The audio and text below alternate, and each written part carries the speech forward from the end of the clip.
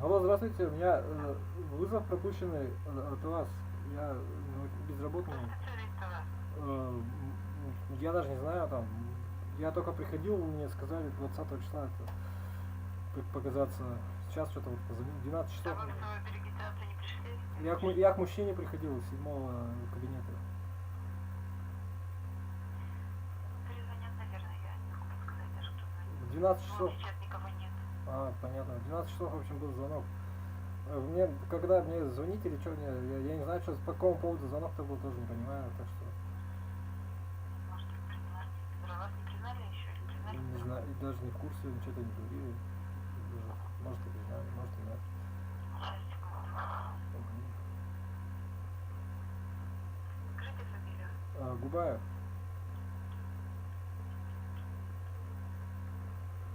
Еще раз по буквам. Губаев.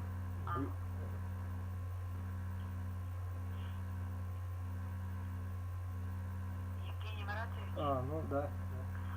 Запомните, ваш специалист Плотникова Жанна Михайловна. Понял, Вы хорошо. признаны безработным. Ага. И звонок, в общем, что, мне перезванивать или я жду тогда, да, звонка или что? Да, это что? В смысле, ждать? Сейчас, подождите, я спрошу.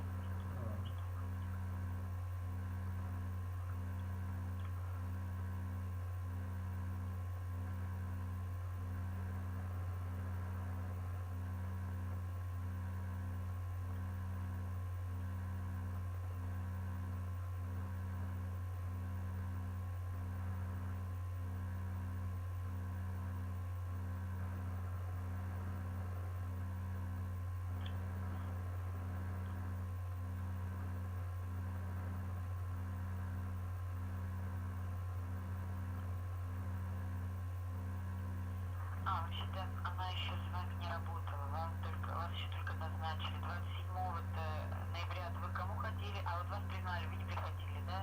Не, Значит, регистрация у вас 21 декабря, вы знаете об этом, да? Вот, и вам, наверное, дату хотели поменять, сейчас, подождите.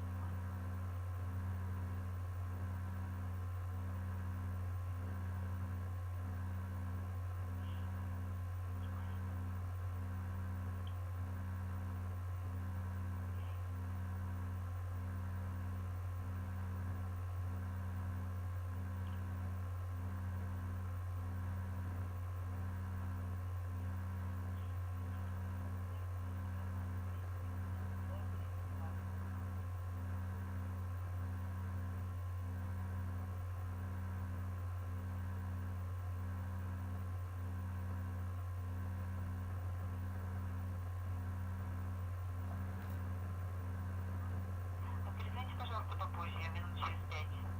Хорошо. Она еще занята, что спросите. Или ей перезвоните в конце. Сейчас. Да, вообще-то у нас одинаково, так что 9. Перезвоните через 5 минут. Хорошо.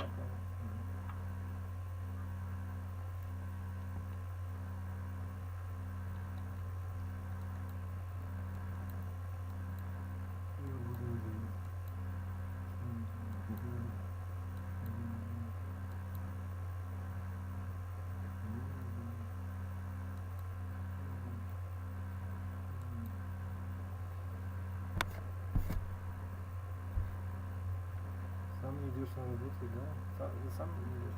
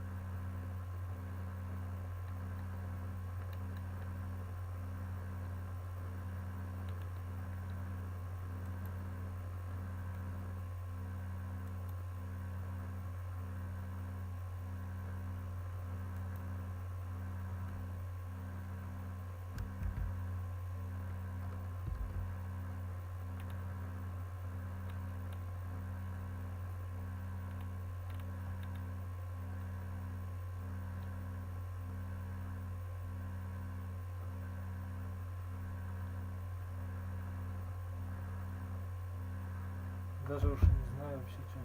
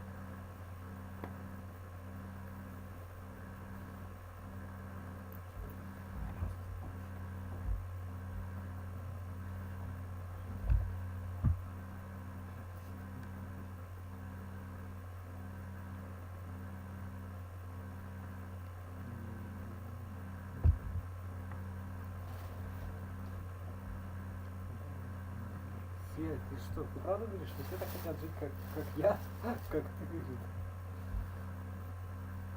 Нет, это, если даже это так, как ты говоришь, если даже,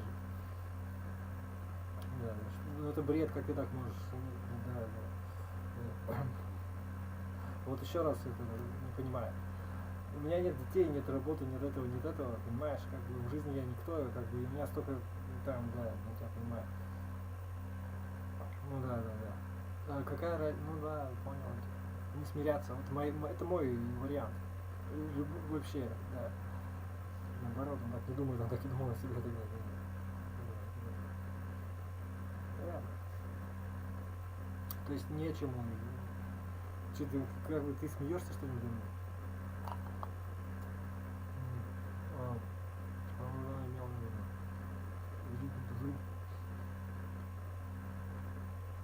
Есть пить.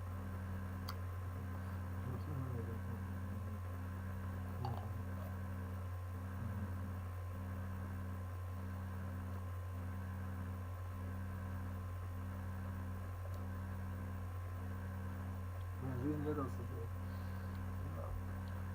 Женская тупая жизнь какая-то, да, может быть так. Наверное. Не заужали. Ей самой не особо нужно. Но не нужно, если.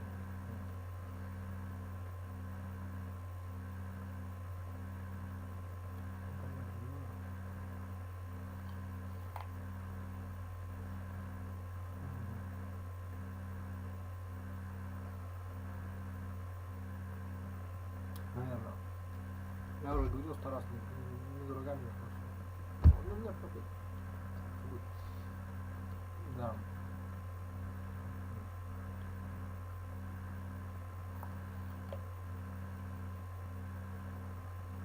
Что ты говоришь, что тебе я знаю, как говорю, жена.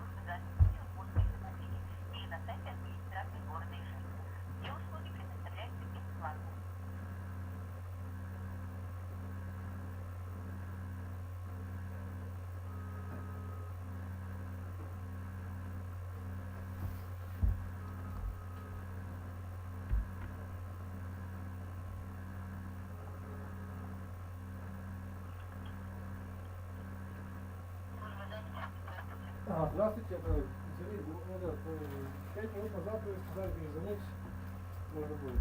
Плотниковый, по-моему, да?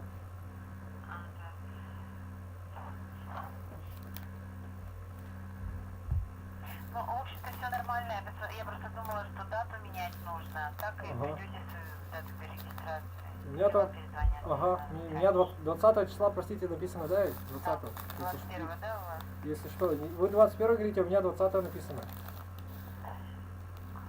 Ну, прийти 20-го, наверное, да? В смысле, или что? Сейчас, подождите.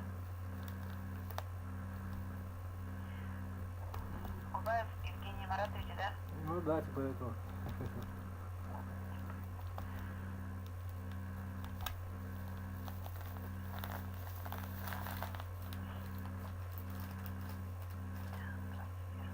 Почему вы говорите почти 20-го? 21 декабря. Не знаю. Ну хорошо, ладно, я понял. Ага, 15-20.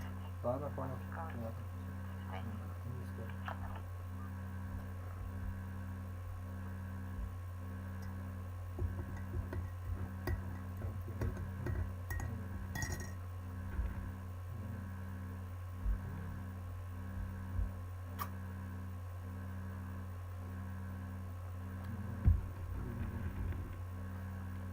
Снимаем меня просто.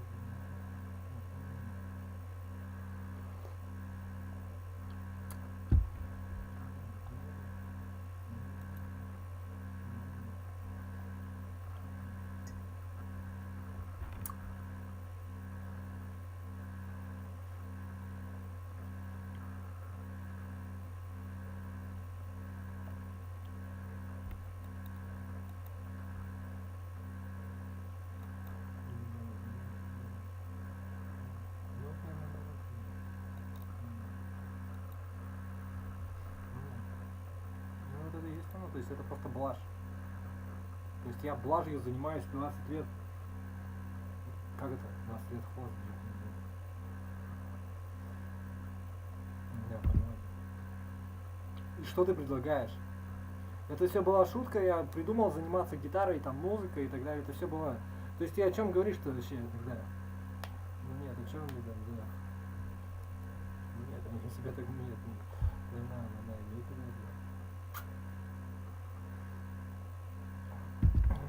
Ну нет, они так только думают о себе. Тебя. Нет.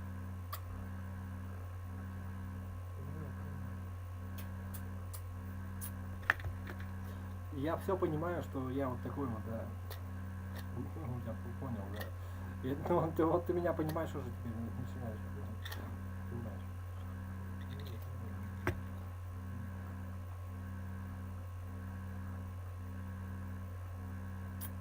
Ну, я понял. Нахера тебе жить, если ты такое говно, понимаешь? То есть таким и остался и пошел. Да, ну, понял.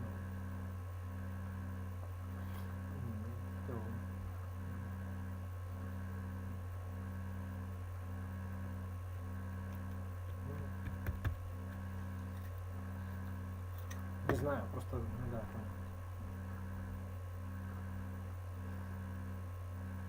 А где вот? Я такой великий теоретик. Где мне никому нету, никому дела до меня нету, понимаешь? Там или кто там? Ты кто там? Певец, кто там еще там? Кто там? То есть как бы, да.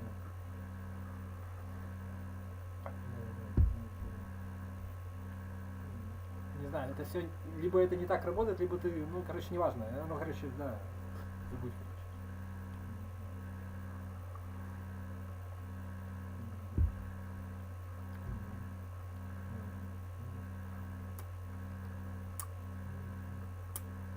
Ну, нет, наоборот.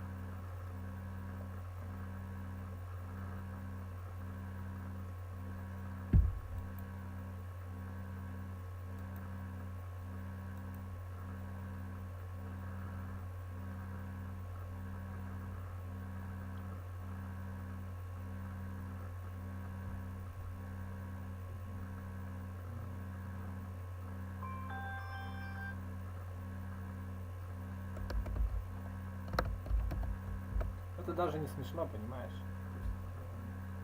Не понимаю. Ну ладно, скажи, я не прав, да, я женщина-чиновник. Ради чего жить? Чем ты живешь? Как да, нет.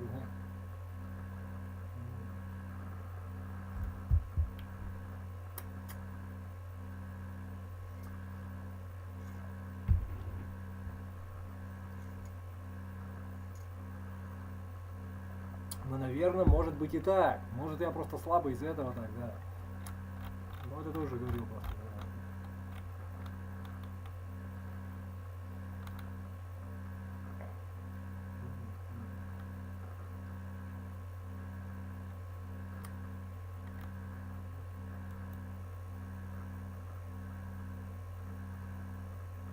Ну да.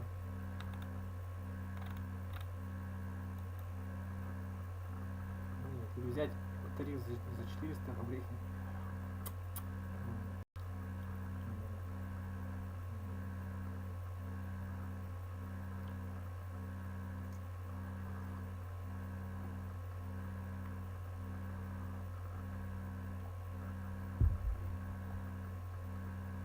Кто может возьму. Я сегодня, ну, вообще как бы да. А чё, почему нет?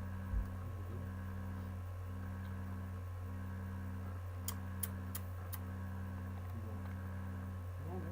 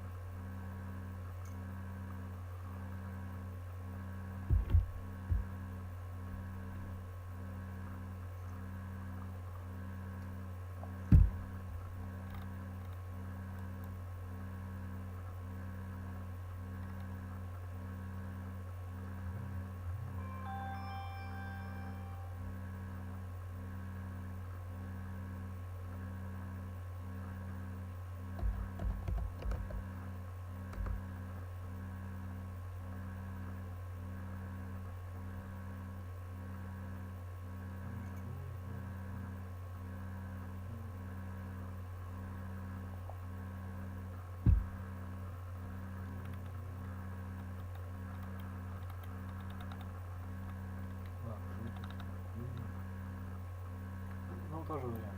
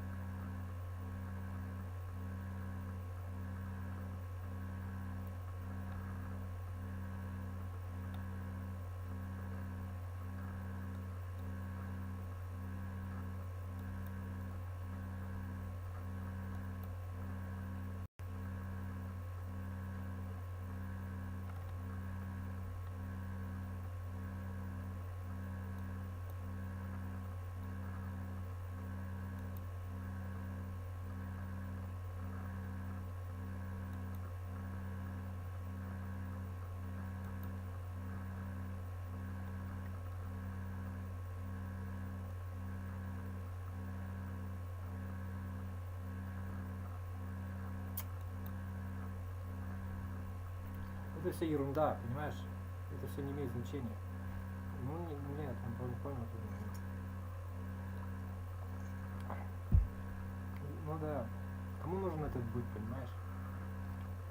Да. Каких еще друзей? Ты о чем говоришь? Да. Друзья не появляются, это когда ты, да. И с ними не надо не бухать, ничего, да. То есть на дистанции, говорит, сейчас время тратить впустую, это, да, понимаю. Наверное, как люди говорят.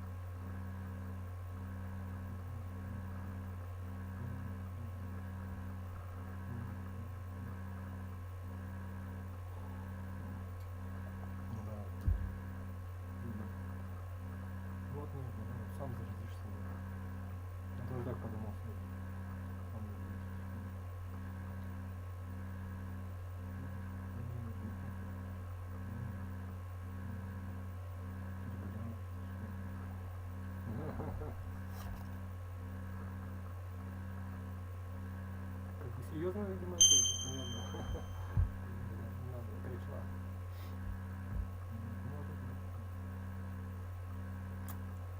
Работать надо. У меня не было намерения быть прям сам. А почему нет, понимаешь? Да. Еще раз повтори, что ли? Да. Ну, да. Нет, наоборот. Нет.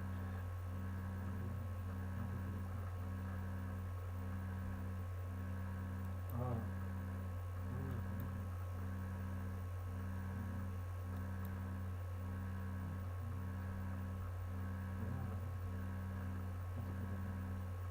А, вы можете платить пока, если хочешь, хочется.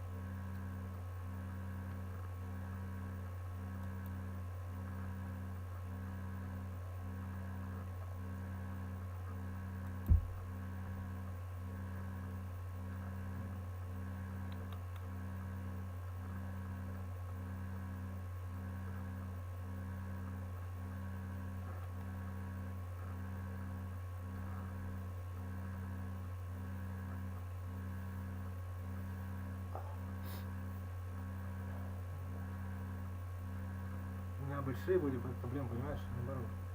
Ладно, большие глаза.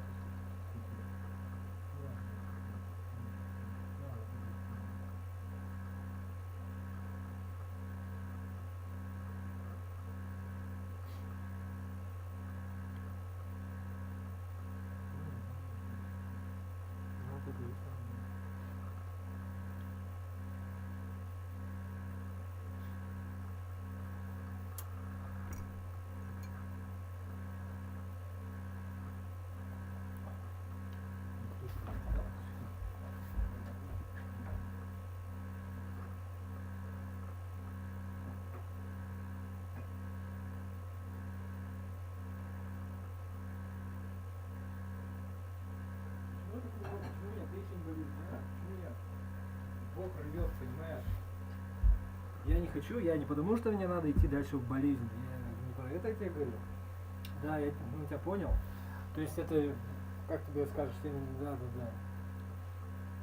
Ну да. Нет, надо делать то, что ты решил уже правильно делать. Да, свое решение, не потому что тебя кто-то там. Но вообще как бы типа вот сразу можно определиться, что тебе надо. Это будет в области человеческой деятельности, типа того. Причем без разницы какой, правильно понял меня, понимаешь? Понимаешь, там просто я понял, что. Да. Медицина замечательно, понимаешь, супер. Да. Ну да, то есть медработник это не шарлатан, понимаешь, не демон, тебе просто так не дадут, если ты понимает он тебя. Да. Ты можешь этим заниматься как бы на досуге. Если ты будешь это делать как бы вместе, тогда с тебя будут спрашивать, да, тебе скажут либо, что да, понимаю. Да. Тогда тебе надо будет это как-то, понимаешь, доказывать, там разные есть варианты, понимаешь? Вот я понял, да. Ну да, типа того. Ну, а мне, пожалуйста, авторские методики, они приветствуются в авторских методах только, да. Типа того, как скажешь, что. Ну да. Ладно, да, понял. Вот это должно деньги приносить результаты долгосрочно. То есть чтобы, да, люди к тебе приходили, возвращались, были благодарны, потому что реально ну да.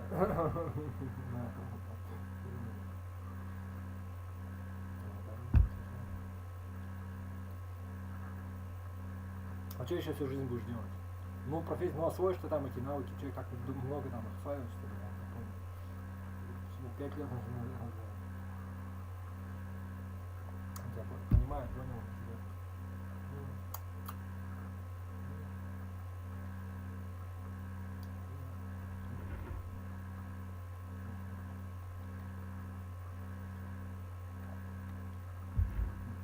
Нормально. Ну да, что-то нет.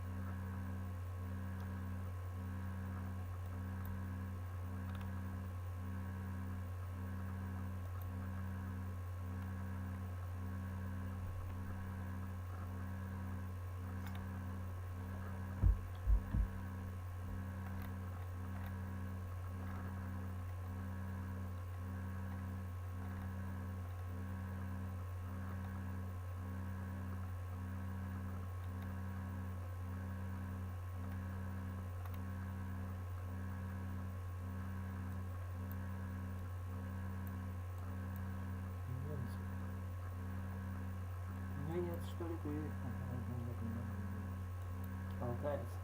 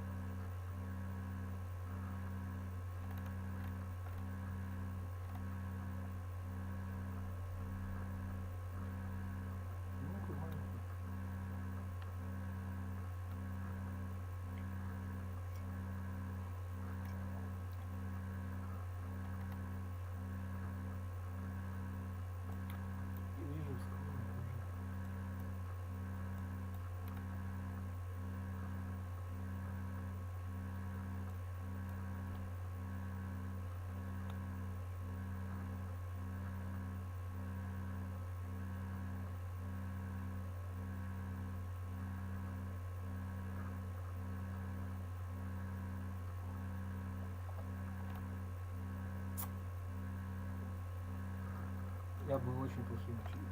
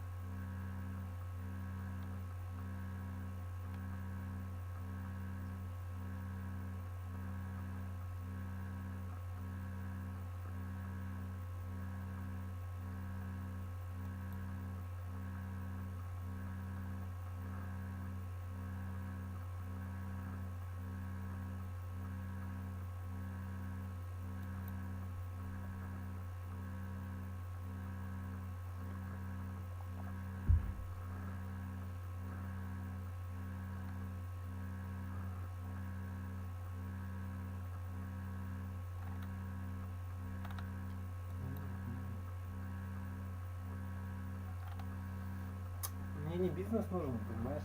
Нет, бизнес мне нужен в долгосрочный период. Что такое бизнес? Это когда ты играешь музыку, люди тебе платят деньги за это. Переходим, например, да. Как тебе надо, да?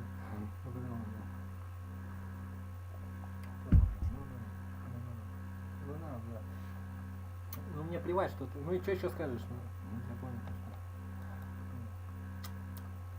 Не, реально, мне как бы даже на бизнес по барабану. Только вот время отнимает это реально так. Да. Тут надо начать работать, что-то наработать.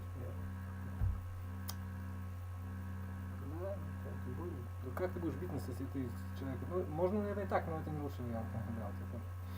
Да. Обычно в таких случаях как-то по перемен. Ну, я понял, да. Да. Не, в конечном счете, он тебя понял, ну да. Ну, я не знаю, перешибленный головой.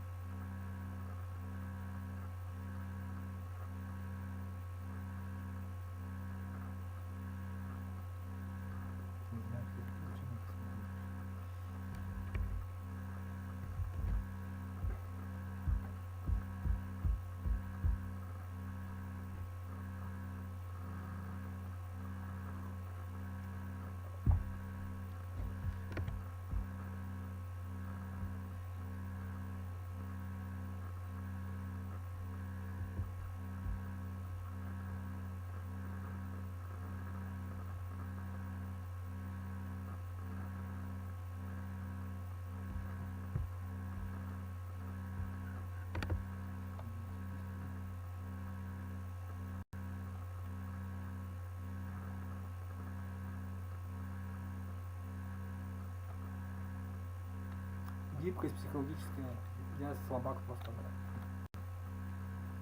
Да, в обратную сторону не работает. Ну, если понял.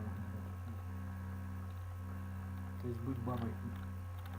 Чтобы не секс был. Гибкость это женская черта. Ты как думаешь, мужская или женская черта? Я понял.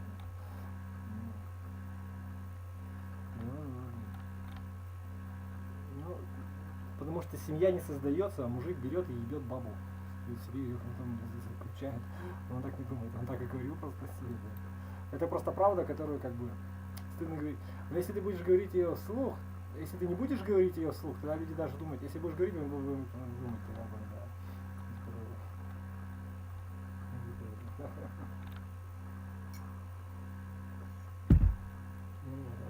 Ну а как? Ну это все сказки. Покладистый должна быть. Ты так не думаешь? Он на себе опять говорил. Да. 50 на 50. 50% покладистый муж, 50% покладистая жена. 50% половина яйца у тебя, половина у меня. Он на тебе так говорил.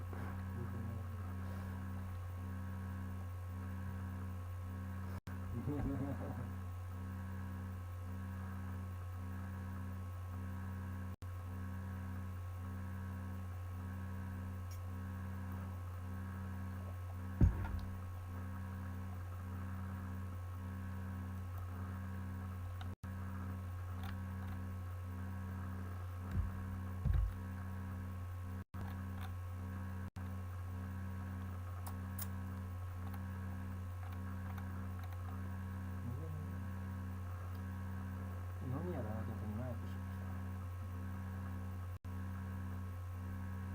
Женщина не хочет соглашаться с тем, что она не мужчина.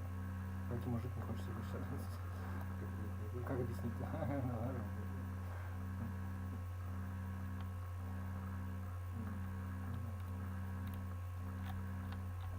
Вот это и было оно.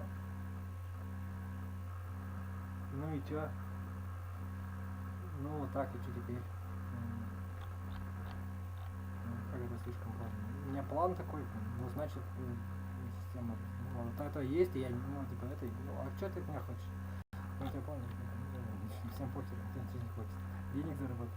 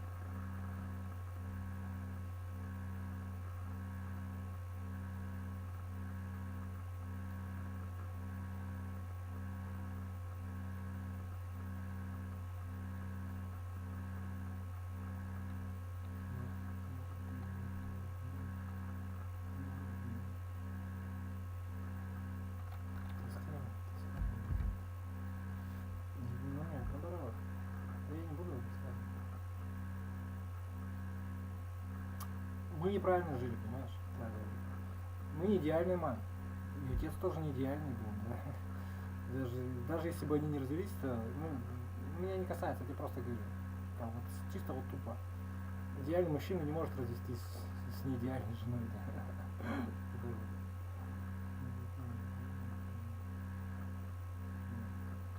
Ну, как бы, да, понял себя, что...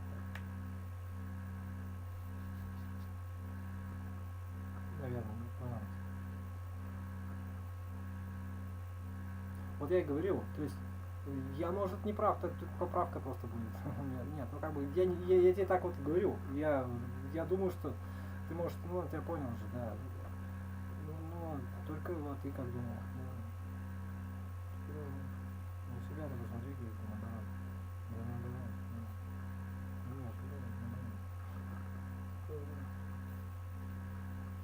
Типа это, да? Никакая Мегера, говорит, не страшна, потом, вот я понял.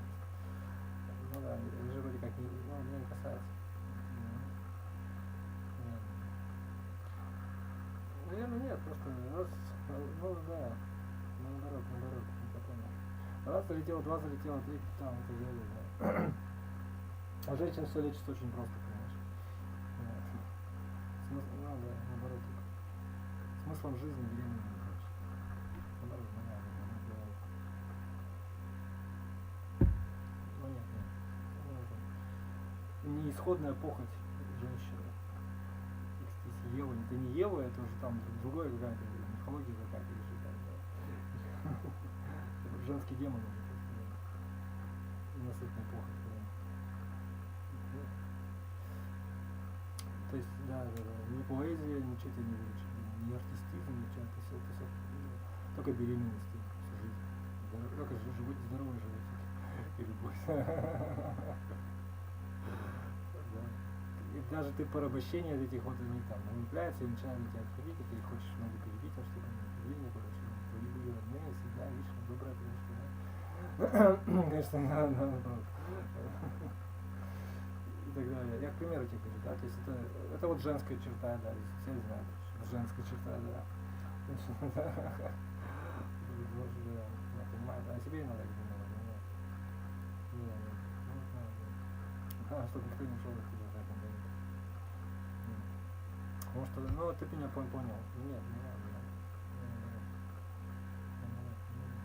Все догадались.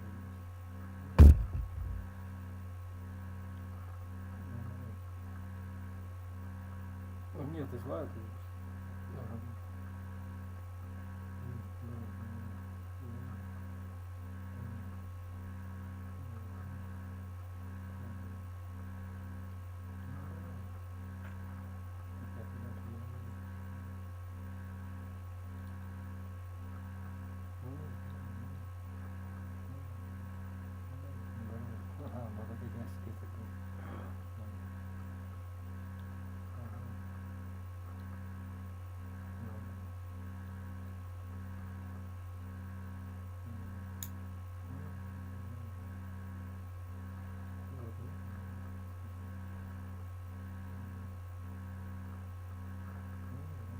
Есть мнение?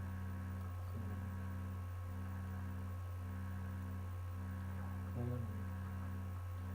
Безактивно. Смотри, вот если оно не активно, ты вот так вот понимаешь. Что нет, там тоже. Наоборот. Ну нет, она себе так думает.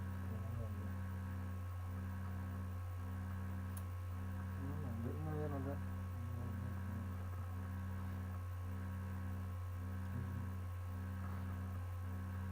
Может такое не сложно, да. Мама, то есть все лечится просто очень простой физиологией. Ну, просто беременная, да. Потом снова здоровая, понимаешь, потом снова. А, нет, уже потом не снова, потому что не касается, то есть ну как бы так вот чуть-чуть. Лучше ничего не придумаешь. Надо, да. Видишь, они так не хотят, потому что они что-то хотят.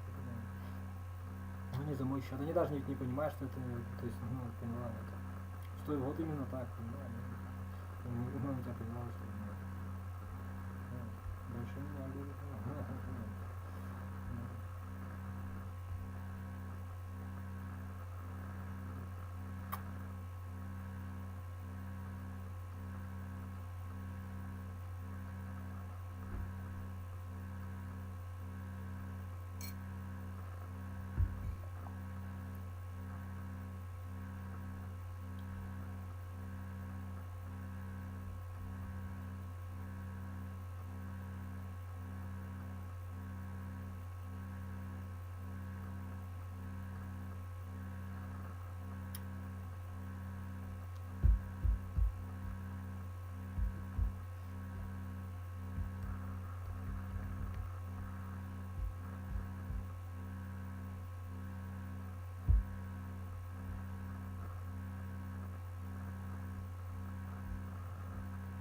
У жизни короткая программа. Родился, женился, детей родил, на работу ходил.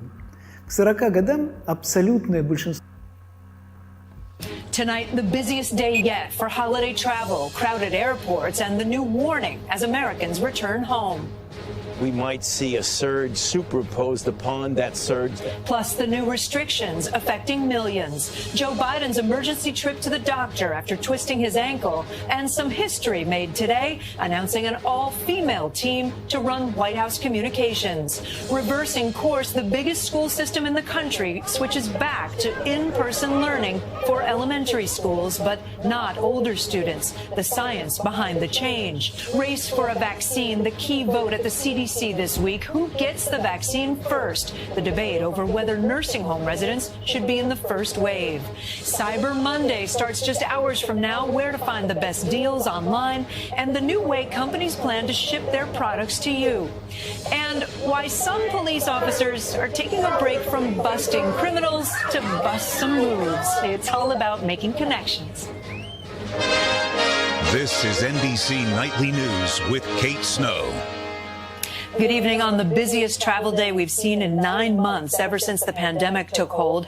And while top officials understood the impulse to see family, they spent today issuing grave public warnings about what could happen next, urging anyone who did travel to stay away from others or risk spreading the virus further and straining the ability of hospitals to find enough staff to care for the sick.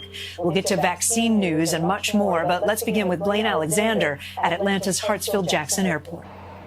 Tonight, millions of Americans are taking to the skies and the streets, headed home after Thanksgiving travel, something health officials pleaded with the public not to do. Now, those same experts say because of that travel, we are likely headed into the worst phase of the pandemic. What we expect, unfortunately, as we go for the next couple of weeks into December, that we might see a surge superimposed upon that surge that we're already in. Over the past week, TSA has processed more than 7 million passengers, less than half of what we saw last year, but by far the busiest stretch since the start of the pandemic. I encourage it. Everybody get out, enjoy their time. Keep your mask on and be respectful of others. You'll be fine. And while we have weathered holiday surges before, with the U.S. now topping 13 million cases, experts fear this will be much worse. We're entering this post-Thanksgiving surge with 3, 4, and 10 times as much disease across the country. And so that's what worries us the most. All as Americans continue to disregard health warnings. In Denver, the mayor who urged his residents to skip holiday travel, please stay home, is now apologizing after taking a flight to see his family. It was hypocritical. It was a mistake that I deeply regret. And in New York, officials shut down this club packed with nearly 400 people. All of it dealing blow after blow to a healthcare system stretched to the limit. If things don't turn around quickly, we're going to have a situation with capacity, not only of hospital capacity, but staff. We're exhausting all efforts, doing everything we can, and just still cannot save everyone. For virologist Dr. David O'Connor, seeing millions disregard health warnings is beyond frustrating. It's sad and it's difficult to watch. And so I think that the next couple of months are going to be the darkest and bleakest that we've seen yet in this pandemic. Blaine joins us now. Blaine, for people who were traveling, officials aren't just asking them to isolate, right? That's right, Kate. In fact, some states are actually requiring it. Now, experts say if you are going home to elderly relatives, you should wear a mask and perhaps above all, get tested about 3 to 5 days after you return. Kate. President-elect Joe Biden just wrapped up an emergency trip to the doctor. It comes as he makes history with another new round of appointments. Kelly O'Donnell has late details from the White House. An unexpected detour for President-elect Joe Biden today. His motorcade took him to a Delaware doctor's office for an apparent ankle injury that happened Saturday. Aides refused to let journalists see Mr. Biden enter or leave, but told reporters President-elect Biden slipped while playing with his dog Major and twisted his ankle. Out of an abundance of caution, he will be examined this afternoon by an orthopedist. While Biden was being examined, the transition rolled out a big staff announcement. women to fill all the top 7 communications roles, including former Obama aide Jen Psaki, named White House press secretary, and deputy campaign manager Kate Bedingfield as communications director. And I said this from day one, that these numbers were not going to change much at all. Today, Wisconsin completed a recount of its 2 largest counties that confirmed Biden's win with a small boost, adding 87 votes. Another blow for the Trump campaign that paid the $3 million recount cost.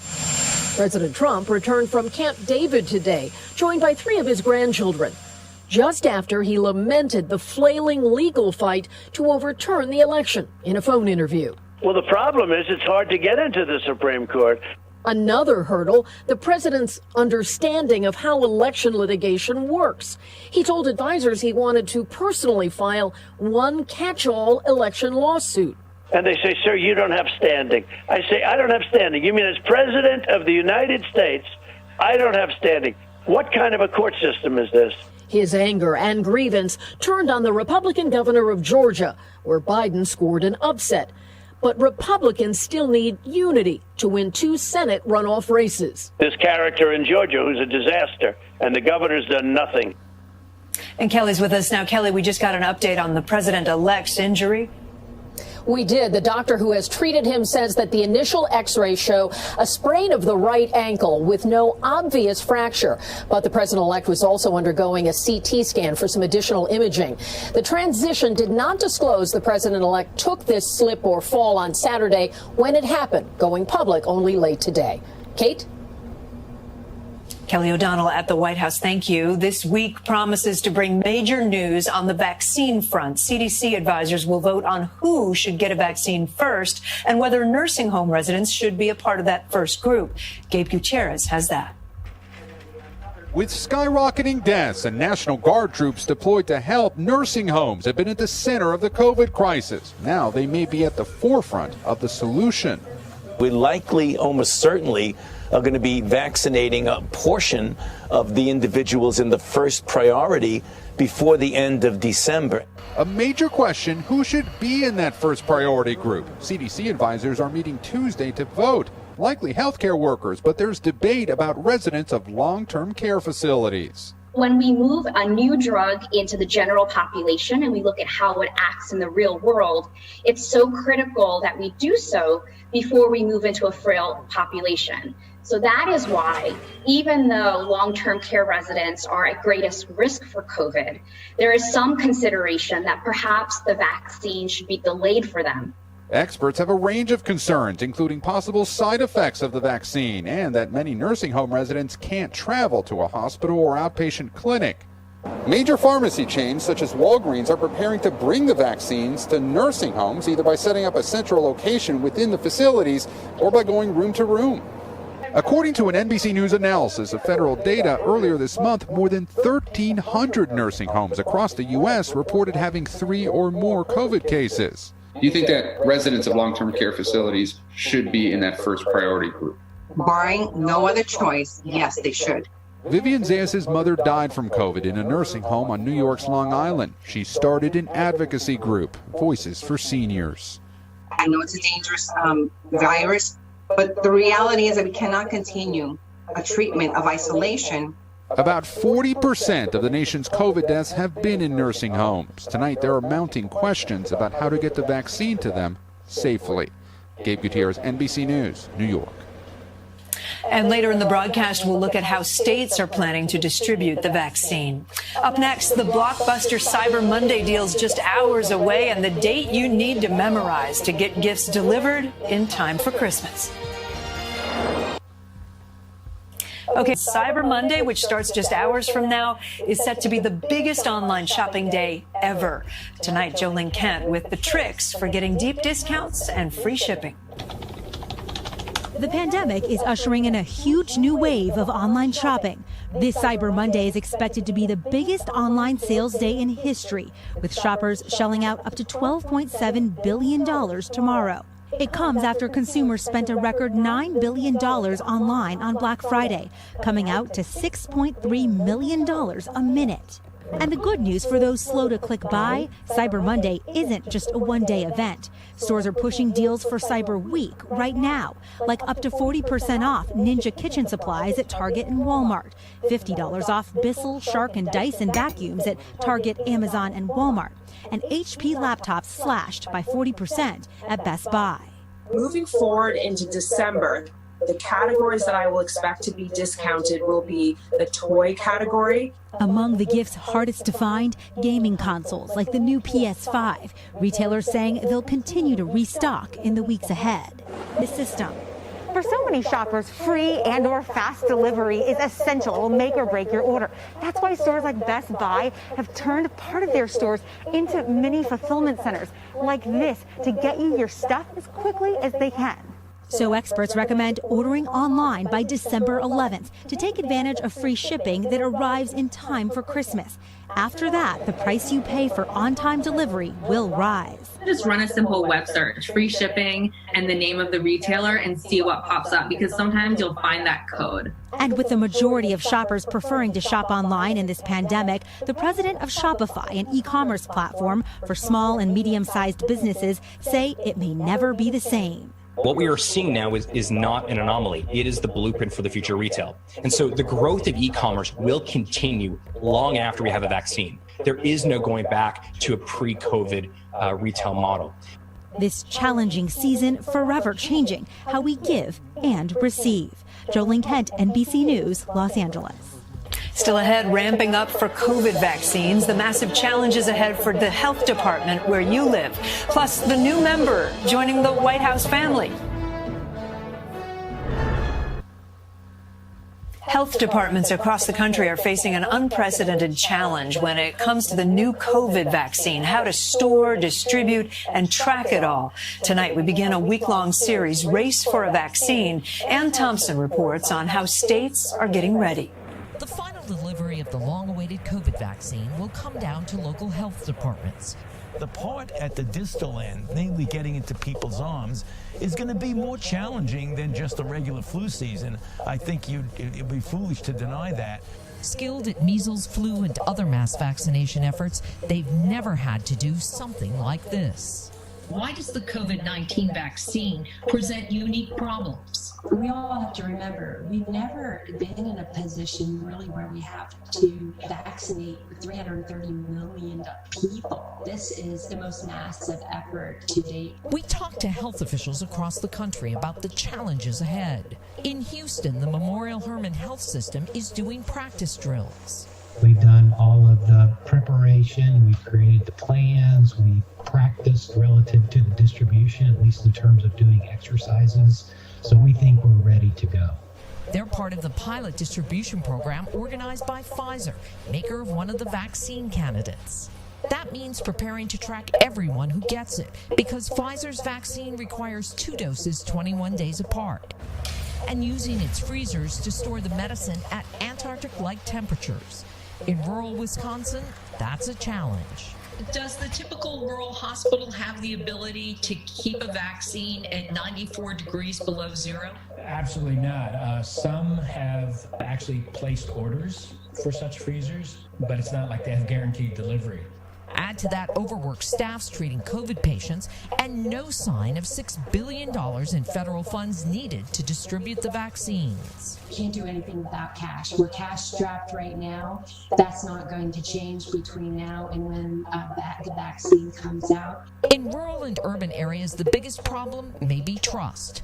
The most recent Gallup poll shows only 6 in 10 Americans would agree to be vaccinated. People who get it early should be the heroes, the champions. We should know about them. You can build on that with the populations, especially, Black populations, Latinx populations that are really more hesitant.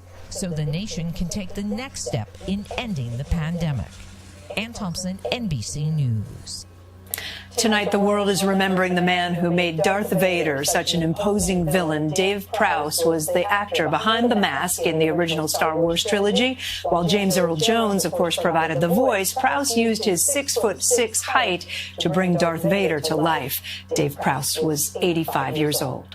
And one more note from the White House tonight. If you're a cat person, this one's for you. NBC News has confirmed that the Bidens plan to add a first cat to their family. That would be the first feline in the White House since George W. Bush's cat named India, and before that, and a rescue named Major. When we come back, the police breaking out the There's good news tonight about creating connections and the creative way some police officers are reaching out to their communities. This is not typical police work. This will not lead to an arrest or even a promotion. But it will lead to something else. What's the whole point of it? The whole point is to build connection. Some police officers ride horses. Awesome. Connection between police and their community at a time when that bond is in serious need of repair. We have to be able to teach not only the police officers, but the community, how do we start engaging positively and connect positively on a daily basis? It's all part of a program called Hey Blue, founded by former NYPD officer John Verdi, now living in Florida. I will be. Before COVID, officers would read to classrooms in person. Now it's virtual story times. It's time to dance around, my friends! And online dance parties. Mainly targeting Verdi's current hometown of Melbourne, Florida, but viewed across the country. Community policing, relational policing, empathetic policing is probably one of the most important things that we possibly could be doing right now. Officer Bohannon. Police officers was mainly authoritative and very intimidating. But despite their reservations, they started participating in story times and saw a different side of police. Verdi was in New York, spending days digging through rubble, when a third grader he never met gave him a card. And that card used words like heroes and support and love. We believe in you. I'm sorry. From that day on, I had always started to find the connection between myself and kids in the community. A goal he's still working to fulfill 20 years later. Anyone can join in on their Facebook live stream, by the way. It is Hey Blue.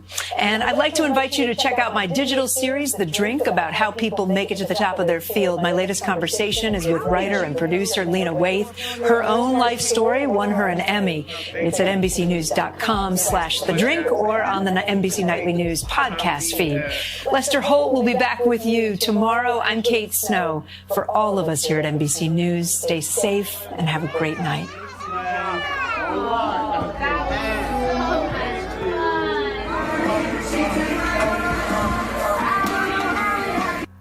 Hey, NBC News viewers, thanks for checking out our YouTube channel. Subscribe by clicking on that button down here and click on any of the videos over here to watch the latest interviews, show highlights, and digital exclusives. Парфюмерный супермаркет «Золотое яблоко». Скидки до 70%. Это «Черная пятница».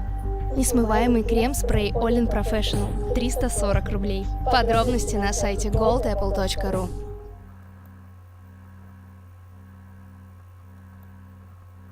All of support shown by the community today. He's received, so much, and it's amazing how, it's like I tell him, all these people are doing this for you. And little Raiden is grateful for everyone who came by today too. To those who stopped by to show him love, he says, "Thank you."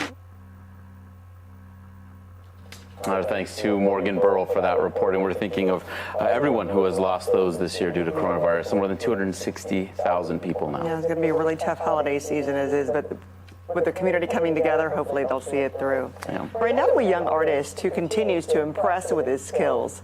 14-year-old Tyler Gordon of California followed up a portrait of Vice President-elect Kamala Harris with one of President-elect Joe Biden. He said he painted Mr. Biden because he also has a stutter.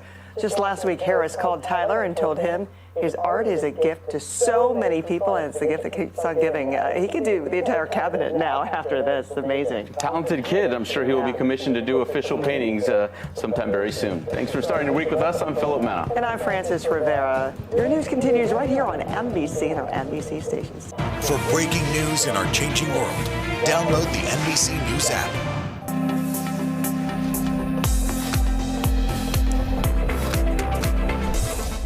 I'm Joe Fryer. And I'm Savannah Sellers. Breaking overnight, edging closer, U.S. drug maker Moderna filing for emergency FDA authorization for its coronavirus vaccine. The crucial meeting happening this week that could decide when you could get your shot as cases across America skyrocket to record highs. Reversing course, New York City's mayor ordering all elementary schools to shift back to in-person learning. How parents and while President-elect Biden makes a historic announcement about his administration.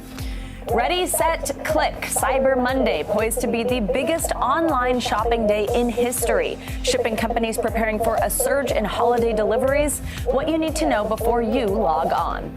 And prepping the plaza, our Rockefeller Center Christmas tree just days away from making its national debut. What this year's annual holiday tradition will look like in the era of COVID. And Joe, I can confirm after seeing it in person on Friday with the scaffolding off it, it looks like it kind of got its pep back. Yeah, I think so. It just needed to stretch out a little bit. Maybe have some more branches. So we're not really sure, but it looks a lot better than it did when it went viral. People will be thrilled. Yeah, honestly. Charlie Brown tree or beautiful full tree, whatever. No matter what, exactly. Yeah. It's a Christmas tree, and it's a tradition that we get to stick with this year, so we'll get to that in a little bit. But we begin with promising news breaking overnight in the search for a coronavirus vaccine. This morning, Moderna became the second drug company to submit its vaccine for emergency FDA authorization. It could potentially pave a new pathway for COVID relief with nearly 95% effectiveness. As for Pfizer's vaccine, the first doses have now been flown to the U.S. The vaccine is not approved just yet, but also shows to be 95% effective. The U.S. is consistently reporting a record increase in daily infections, topping 13 million just this past weekend. Top health officials are now issuing a dire warning, with Dr. Anthony Fauci saying we might see a surge superimposed on the surge we're already in following the Thanksgiving holiday. We have a team of doctors and reporters covering the pandemic from across the country to around the world. Let's begin with NBC News correspondent Ron Allen, who is in New York City. So, Ron, Mayor Bill de Blasio says schools will reopen starting next Monday. What more can you tell us about that plan? Well, it's a phased-in plan, Joe, that begins with pre-K and grades up to 5. Then middle schools and high schools, however, are going to remain closed. Also, schools for kids with disabilities will reopen. This begins on the 7th of December and the 10th of December. So it's a very phased-in, and it's somewhat modest when you think of the fact that there are 1.1 million kids in school, and only about 350,000 or so have opted for some kind of in-person learning. Now, the mayor reversed this after the positivity rate in the city went above 3%, which was a magic number. But the rate in the schools, the positive test rate, is less than 1%. So the schools have turned out to be a remarkably safe environment for kids.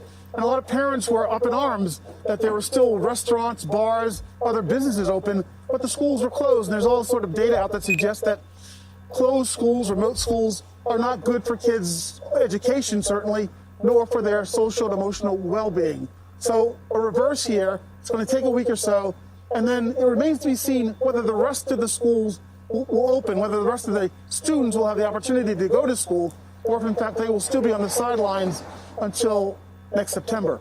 Joe? And Ron, schools closed almost 2 weeks ago because the city was reporting a 3% positivity rate. Now, some schools are reopening while cases are still increasing. So are schools doing anything differently now to try to keep students safe in the classroom? Well, the big thing they're doing is, or they're going to be doing, is testing 20% of each school's population at least once a week. Now, that's a lot of testing, but then New York City has the capability to do it.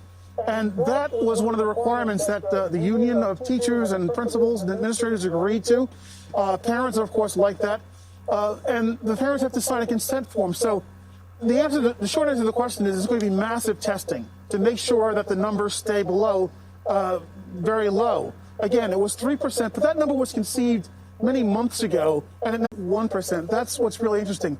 People were concerned this summer that the schools would be super spreaders. That has not turned out to be the case here in New York. I think that will help keep the schools open here. All right, Ron Allen in New York City. Thank you, Ron.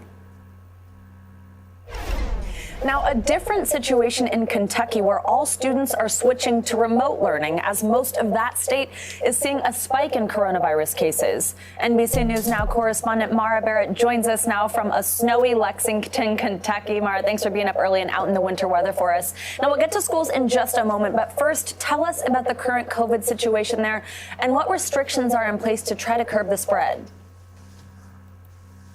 Good morning, Savannah. Yeah, it might be hard to tell because of the snow in the early morning hour, but this testing site is actually set up in what is usually a horse racing course here in Lexington. The governor needed to put some additional surge testing sites in place in Kentucky because the positivity rate here is nearly 9%. And of the 120 counties in Kentucky, all but 5 are in this critical red zone when it comes to those positivity cases. And that's why the governor put these new restrictions into place last week. Basically, for the next couple of weeks through mid-December, all schools will be remote learning. There's no indoor dining.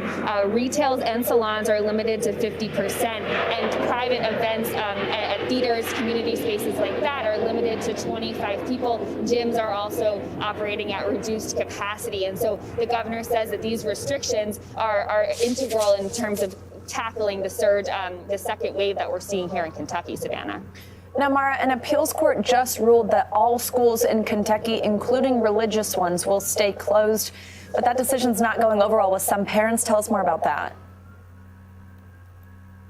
Right. The courts were actually very busy over the Thanksgiving holiday here because following the governor's executive order, the attorney general, some religious schools here in the state sued the governor and asked for the private religious schools to be in person. These private religious parents that I spoke to actually saying that they believe that their faith-based learning, community service-based learning can only be done in person. And they basically argued that the separation of church and state, the protections by the First Amendment weren't being held into play here. One court said that they were right and said the private schools could reopen today. The governor then appealed that, and now schools are actually still banned by that executive order. The governor releasing this statement where he said, while we all want to get our kids back to in-person instruction, the United States Courts of Appeals for the Sixth Circuit recognize that doing so now would endanger the health and lives of Kentucky children, educators, and families.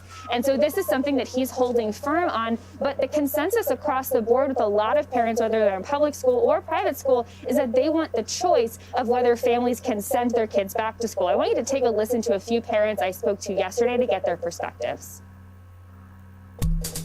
I have no doubt our kids would be safe in an environment that they can learn, and yeah, I think there is some hypocrisy on what's open and what's not around not just the city, but I think the state on what continues to be open. I'm also a mental health professional, so I get the privilege of working with a lot of the students that come in, and I cannot tell you how many people are coming in just negatively impacted by quarantine and isolation, anxiety, OCD, suicide. I mean, we are seeing tremendous things on the rise with these. So these parents echoing what you heard from Ron up in New York, frustration over other businesses able to be open but not schools, and these real data-driven effects of the social and emotional learning impacts on these children, guys. All right, Mara, thanks so much. England's lockdown ends this week, but that does not mean people living there are getting the all clear. NBC News correspondent Kelly Kobiea joins us now from London. So, Kelly, the lockdown ends on Wednesday, but what happens when it does come to an end? Well, the country is going into a series of tiers, is what they're calling it. It's a 3-tier system, essentially, and it puts different regions of the country under different restrictions, ranging from much less severe to quite severe, almost like what we experienced under the lockdown. So, for example, in London, which will be under Tier 2, which is sort of the medium range tier, restaurants and bars will be open, but only if they serve what are called substantial meals. So you'll be able to go in and have a meal with someone from your own household, but only have a meal. You won't be able to have drinks, for example. Other things are opening. Stores are opening, retail shops, gyms, all of these sorts of things. All of these businesses, though, are operating at a reduced capacity. They all have social distancing inside. They limit the number of people who can come in at any one time. Masks are used in all stores in England. So you are going to see these restrictions come into place as of Wednesday. And then in the more, in the places of the country where they are still seeing a very high prevalence of infection, like in the Northeast and Northwest, those areas will actually be under Tier 3, which is essentially like being under lockdown. Only retail stores will be open, restaurants and pubs won't be open except for takeaway and delivery service. So what they're saying is, look, we've seen some progress under the lockdown over the past month, but it's not enough to release all of these measures. We need to still keep some measures in place in order to keep the infection rates under control, Joe. Now, Kelly, a new study from Imperial College London found that daily coronavirus cases fell by nearly a third during the lockdown. What else did researchers learn? Yeah, a pretty surprising number, actually. They looked at infection rates from late October versus mid-November. And remember, we've been under lockdown, which means only leaving your house for essential reasons, for food, medical reasons, that sort of thing, working from home if you can. And nearly all businesses, retail, gyms, etc., have been closed. So what they found is that infection rates dropped massively in certain areas in particular, in the Northeast and Northwest, again, where the infection rates were rising exponentially before we went into lockdown. They came down by a half, and in other areas coming down by a third. So they did see that this lockdown measure worked. However, again, the health secretary saying it didn't completely eliminate the virus. We still need some restrictions in place. All right, Kelly Kobia in London. Thank you so much, Kelly. Let's now bring in NBC News medical contributor Dr. Natalie Azar to talk about that promising vaccine news that broke overnight. Good morning, Dr. Azar. Good to see you. Thanks for being with us. Now, Moderna is the second drug company to apply for emergency FDA authorization. And I got to say, it feels good when we get to start the show with some good vaccine news. But how hopeful are you that we could see an approved vaccine before the end of the year? Very hopeful, Savannah. Here are the bullets. This vaccine was found to be 94% efficacious overall, but 100% efficacy in preventing severe disease. The results were consistent across age, gender, race, ethnicity. It doesn't require cold chain distribution, and it was very, very well tolerated with very minor, short-lived side effects like injection site reaction, a little bit of achiness. Very, very promising. Now, Dr. Azar, top health officials are warning of a surge on top of a surge because of Thanksgiving. We've seen this after a lot of holidays. What's your advice for people who did decide to travel over Thanksgiving or who plan to travel later this holiday season? Well, Savannah, right now there is actually no strict or formal recommendation from CDC to quarantine if you traveled for Thanksgiving, unless you definitely had an exposure to somebody who was positive for COVID-19. But that doesn't mean that you should go back from where you came with any sort of lackadaisical attitude. We're recommending increased vigilance in terms of masks and social distancing, and also kind of lay low, meaning reduce unnecessary activity in the week that you come home, whether it's out, dining or bars or going to the gym, that kind of thing. And if you can get tested, you should, anywhere from 4 to 5 to 10 days after you return home. Dr. Azar, thank you so much. Good to see you. Thanks, man. Now to the transition of power in Washington. President-elect Joe Biden announced key picks for his administration, while President Trump is doubling down on his promise to fight election results in his first interview since election night. Our political correspondents have it all covered for you. Ali Vitale is in Wilmington, Delaware. Carol Lee is at the White House. So, Carol, let's start with this interview by President Trump. It was roughly 45 minutes long and focused largely on the president's unverified claims of widespread fraud. So give us the headlines here. Was there anything new? Well, there was a lot of allegations of fraud and a lot of venting of frustrations, and some of it is what we've heard before, but a little bit of it had a new flavor. I mean, the president said that, for instance, that he wants to take this fight all the way to the Supreme Court, and vented at one point saying, if the Supreme Court doesn't take the case, then what's the point of the Supreme Court? So that gives you a sense of how he thinks about the court, which is something that he said even during the election he thought would weigh in on the results of the election. So he talked about that. He vented frustrations from everyone, from the judges who've made decisions on his cases that he doesn't like, to the governor of Georgia, who's an ally of the president's and somebody that he endorsed. He now says that he's ashamed he endorsed the governor of Georgia.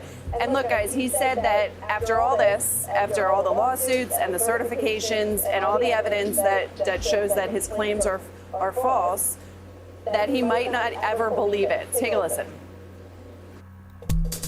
Based on everything that it's not like you're going to change my mind. In other words, my mind will not change in 6 months. There was tremendous cheating here.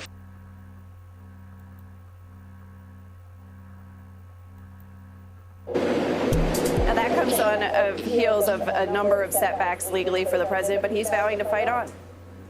Now, Allie, President-elect Joe Biden has made a historic administration announcement with his communications team. What more can you tell us about that? What we learned last night, Joe, is that the top 7 communication roles in this White House across the First Lady's office, the Vice President-elect office, and the President-elect's office are going to be staffed by women. Two of the key roles that you're going to be hearing a lot about. Kate Bedingfield is the communications director at the White House, the top communications role. She's someone who viewers may have seen over the course of the campaign on cable news, on some of our platforms. She was a deputy communications manager. She was a deputy campaign manager, rather, as well as the communications director for the campaign, as well as Jen Psaki, who was a communications director in the Obama White House. She'll be filling out the press secretary role, so she'll be occupying the space at that podium. And what you see in this slate of 7 women is not just a diversity in terms of race, but also in terms of lived experience. What you're seeing is people from the progressive wings of the party all the way through Obama administration veterans, as well as the fact that many of these women are also mothers. It just sort of goes to show you that when they're talking about having an administration and a cabinet that looks like America, they're not just talking demographically, they're talking about lived experience and a diversity of lived experience. Carol, let's talk about Arizona. It's expected to certify the state's election results this afternoon for Joe Biden, as the president's lawyer, Rudy Giuliani, confirms he's going to attend a hearing with Arizona lawmakers on the election. I'm guessing this is not any sort of judicial argument. What is going on here? Well, it's similar to what we saw in Gettysburg, Pennsylvania, where the president's personal lawyer attended a hearing, in quotes, which was really a meeting in a hotel ballroom with Republican lawmakers from the state. And that's supposed to play out now in Arizona, also in a hotel ballroom. And they're calling it a, quote, fact-finding mission. So there's nothing official about this. Rudy Giuliani told our own Kristen Welker that he will attend. It's not clear if he'll do that in person or somehow virtually, but he's expected to make an appearance there. The big question is whether or not the president once again calls into this hearing. But as you noted, it comes, as he did in Gettysburg, but as you noted, it comes as their state is certifying the vote and everyone else is moving forward. And Allie, really quickly, you've got news about President-elect Biden being treated for that minor injury, which he made news for last night. He's getting a new foot fashion accessory. What can you tell us about that? You could call it that. We're told that the president-elect is going to be wearing a boot for several weeks now because on Saturday when he was playing with his dog Major, he twisted his ankle. Yesterday evening, he spent some time at an orthopedist getting his ankle looked at. It turns out after an extra scan that it is several fractures, hairline fractures. That's going to cause him to be in a boot. And I think a lot of people, reporters alike on Twitter, sharing their experiences of having similar injuries to this. It can mean several weeks of being, a little limpy, sitting in a boot. So we'll be waiting to see if that's something that extends actually to the inauguration, because this is news we're just learning last night. Right. Allie and Carol, thank you so much. Appreciate it. The president's interview that we just mentioned focused largely on his unverified claims of election fraud. NBCNews.com political reporter Jane Tim is here to fact-check some of those claims. Jane, good morning. Let's start with what the president said about his election lawsuits. Listen to this. I wanted to file one suit, Donald J. Trump, President of the United States, against, and put everything into one simple suit. And they say, sir, you don't have standing. I say, I don't have standing. You mean as President of the United States, I don't have standing. So as we've seen, the president's team has filed dozens of election lawsuits. There he was saying he wanted to do just one big one. Does he have standing as president, as he just said there he doesn't? The president can bring a lawsuit, but he cannot continue to fight a lawsuit unless it has substance, unless there's something to it, there's some merit. And the courts have said that these allegations are pretty baseless. They lack evidence, they're speculative, and the courts have said there's a reason we don't allow baseless lawsuits because they gum up the works. Trump's been trying to stop the certification of results, and they've said, you know what, you got to have some reason for us to want to do that. So that's what they mean when they say that there's no standing. It really means there hasn't been a lot of evidence. Now, the president did say that they do have evidence of voter fraud in Pennsylvania, but the judges won't allow them to present it. Listen to this, too. Well, we're trying to put the evidence in, and the judges won't allow us to do it. We are trying, we have so much evidence. Now, based on what we've seen from the lawsuits the Trump campaign has filed, is that true? No, their evidence isn't there that the president says it is. And the courts have really come down hard on this, particularly in Pennsylvania, where they've sought enormous relief, like not certifying the results. Essentially, what the courts say is disenfranchising 7 million voters. One court said they restrained legal arguments without merit and speculative accusations. They appealed that. The next court said no merit. So the courts have really been harsh on this and said, you know what, you got to give it if you're going to make these claims. All right, Jane, thanks so much for your reporting. Thanks. Another major story we're following is Cyber Monday, expected to be the biggest online sales day in history. According to preliminary data from Adobe Analytics, consumers spent about $9 billion on Black Friday. That increase in online sales has experts predicting a record-breaking Cyber Monday. Here's NBC News business and tech correspondent Jolene Kent. The pandemic is ushering in a huge new wave of online shopping. This Cyber Monday is expected to be the biggest online sales day in history, with shoppers shelling out up to $12.7 billion. It comes after consumers spent a record $9 billion online on Black Friday, coming out to $6.3 million a minute. And the good news for those slow to click buy, Cyber Monday isn't just a one-day event. Stores are pushing deals for Cyber Week right now, like up to 40% off Ninja kitchen supplies at Target and Walmart, $50 off Bissell, Shark, and Dyson vacuums at Target, Amazon, and Walmart, and HP laptops slashed by 40% at Best Buy. Moving forward into December, the categories that I will expect to be discounted will be the toy category. Among the gifts hardest to find, gaming consoles like the new PS5. Retailers saying they'll continue to restock in the weeks ahead. But the X factor this year is shipping, with delays already plaguing the system. For so many shoppers, free and or fast delivery is essential. It will make or break your order. That's why stores like Best Buy have turned part of their stores into mini fulfillment centers like this to get you your stuff as quickly as they can. So experts recommend ordering online by December 11th to take advantage of free shipping that arrives in time for Christmas. After that, the price you pay for on-time delivery will rise. Just run a simple web search, free shipping, and the name of the retailer and see what pops up, because sometimes you'll find that code. And with the majority of shoppers preferring to shop online in this pandemic, the president of Shopify, an e-commerce platform for small and medium-sized businesses, say it may never be the same. What we are seeing now is not an anomaly. It is the blueprint for the future retail. And so the growth of e-commerce will continue long after we have a vaccine. There is no going back to a pre-COVID retail model. This challenging season forever changing how we give and receive. Jolene Kent, NBC News, Los Angeles.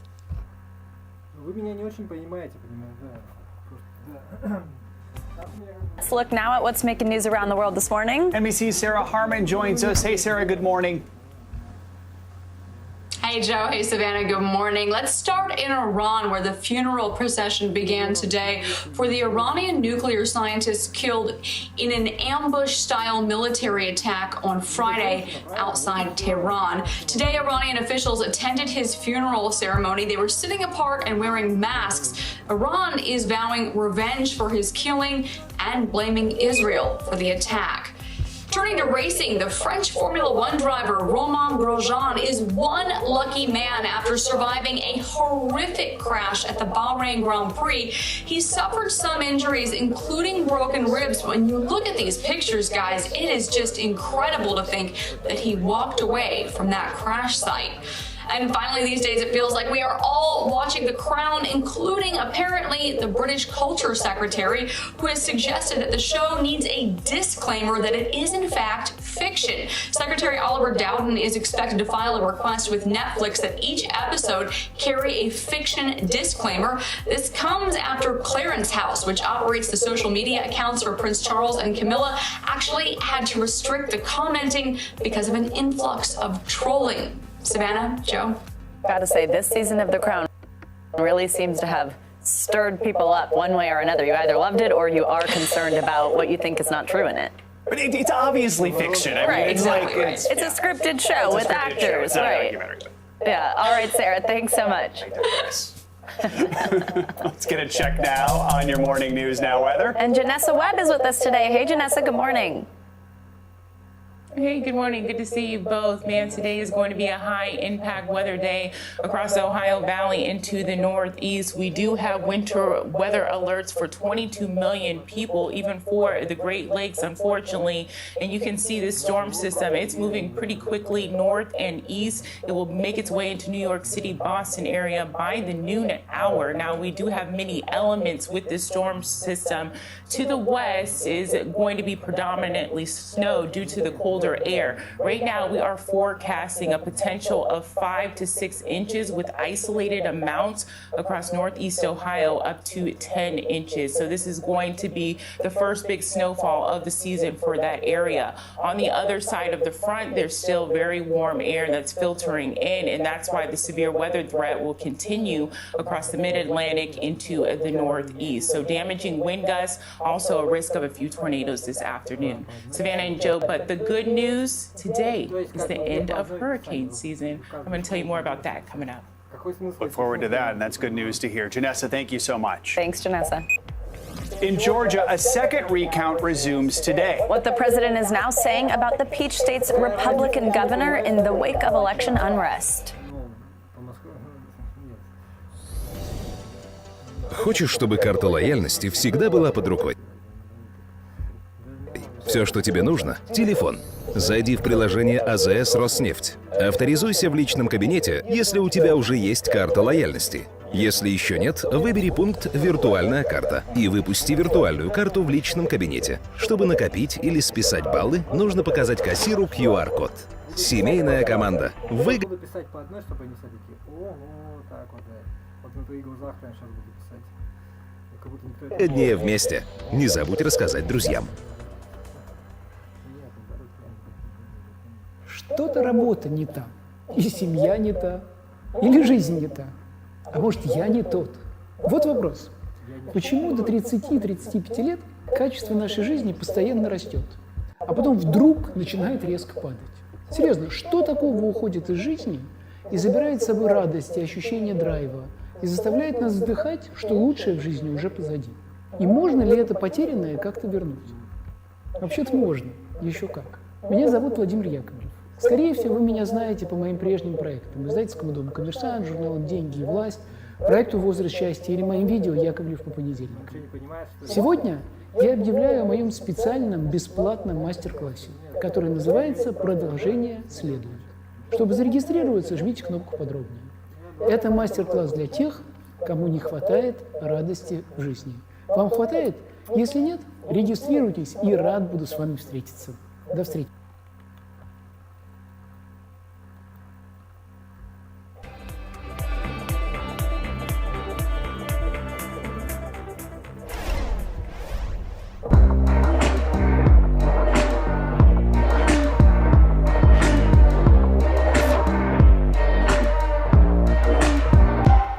Good morning. Welcome to Today. We're glad to have you with us. From our family to yours. Don't you love the holidays? Wishing you all the joys of the season. Happy holidays from today. I'll tell you what the American people's mandate is. Heal the nation. It's why he ran. That is why he won. how close to the breaking point is our hospital system?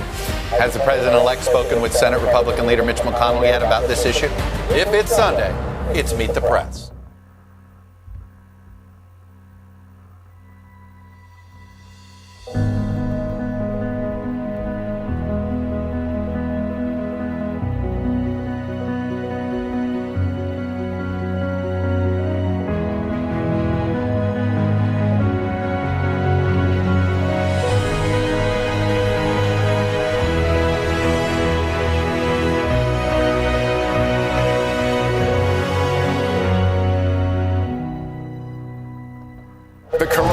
Exploding to staggering President new records. Trump still offering no concession. Highly effective vaccine may be close at hand. You're telling me a 3-year-old is not too young to experience depression. NBC Nightly News with Lester Holt. You're watching NBC News Now. We've got some breaking news. Are people there concerned about what impact this could have on the election? It's news made for your streaming world. Today is getting you ready for a holiday like no other. From best shopping strategies, Buy online, pick up in store. Yes, Yopis. to celebrating safely at home. What you need to know every morning on Today. For breaking news in our changing world, download the NBC News app. I didn't know, was my child dead? Is my child passed out? I just kept saying, please be okay, please be okay. You rush your child to the hospital. A woman came in, normal clothes. We get down the hallway, she closes the door. They were accusing me of child abuse. And that's when the real nightmare begins. Calm down. No, it's my children. I can't calm down. Do No Harm, a new podcast series from NBC News and Wondery. Episode 4 is available now. Subscribe for free wherever you get your podcasts.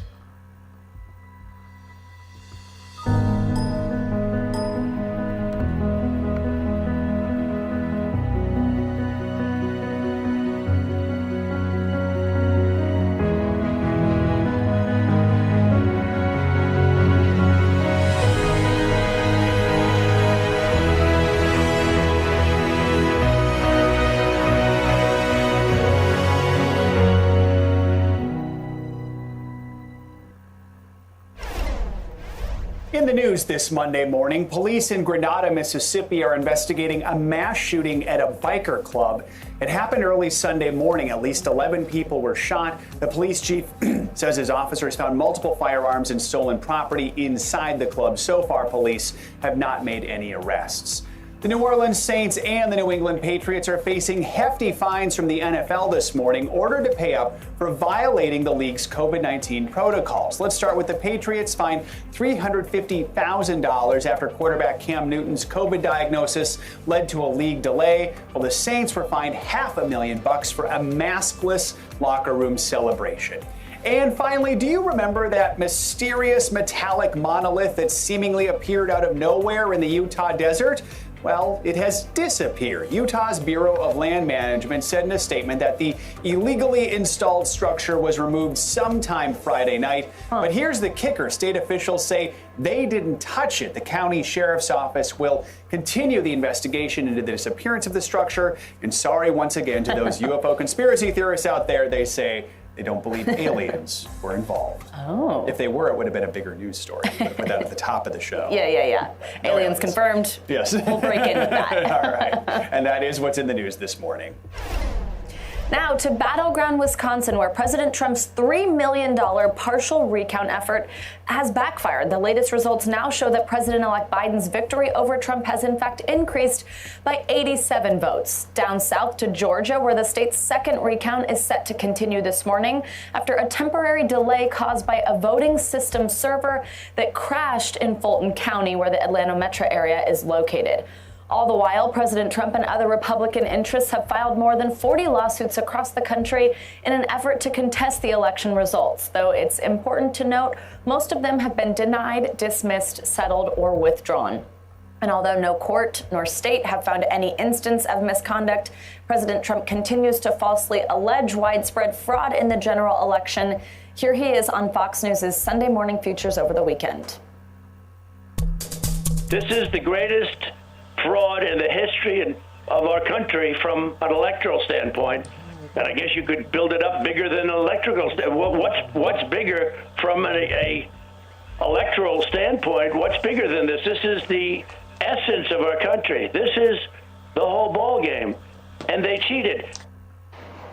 A lot to unpack here, and our team of reporters are out in full force with the latest on the recounts and races from the Peach and Badger states. NBC News political reporter Vaughn Hilliard is in Atlanta, and NBC News correspondent Shaquille Brewster is in Milwaukee. Good morning to you both. Let's start with the latest in Georgia. Vaughn, that means you. I'd like to focus first on those runoff races. Now, we know President Trump is slated to stump for the state's sitting Republican Senators Kelly Loeffler and David Perdue this Saturday. So will they be campaigning in-state during the week, or will they be on the Hill? Yeah, this is a big week for Georgia politics. It's January 5th is the day of these special runoff elections. So we're a little bit more than a month away. But this week is the week that President Trump is going to be campaigning in the state. Essentially his first rally since Election Day last month. But also this upcoming Sunday is debate day among these four candidates. Kelly Loeffler and David Perdue, the Republican senators here from Georgia that are vying to retain their seats, are actually headed back to Washington today, and that is because Congress is back in session. Republicans are going to be trying to pass some of these numerous federal judges here up on Capitol Hill, as well as negotiations continue over a spending plan, as well as some potential COVID relief efforts here. All the while here in the state, the Democrats, Raphael Warnock, as well as John Ossoff, are in the state going to be on the campaign trail, essentially making these last 5 weeks of what they can, especially over the course of the next week.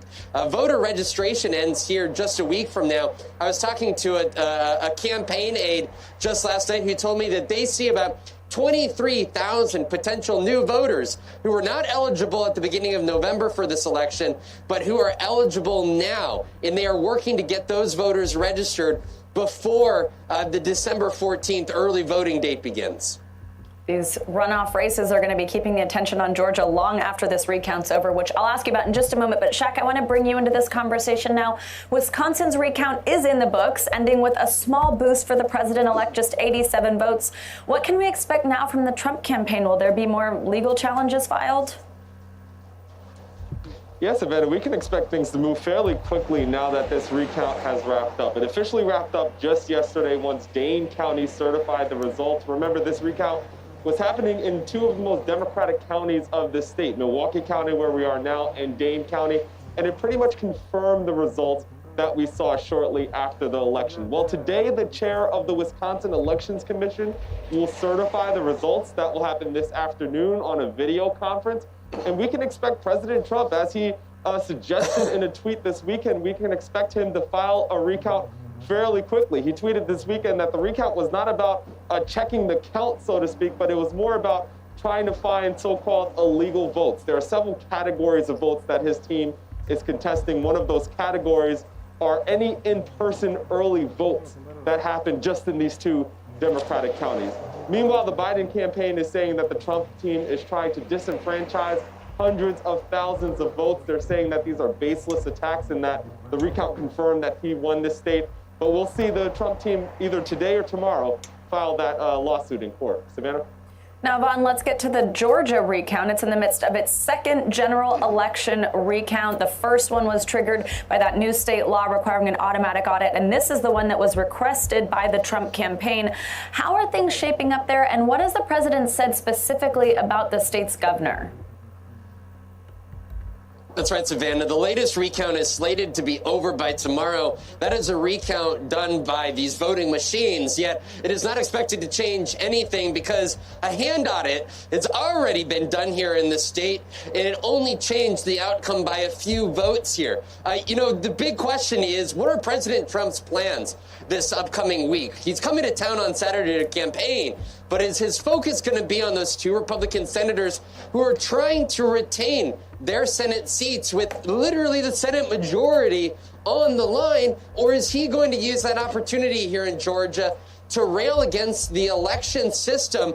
And specifically, could he hurt the Republicans in the state by continuing to rail against the Republican Secretary of State and the Republican governor. Take a listen to part of his interview yesterday when he went on the attack against the Republican governor here. Like this character in Georgia who's a disaster, and the governor's done nothing. He's done absolutely nothing. I'm ashamed that I endorsed him. Не надо, потому что да, нормально, значит.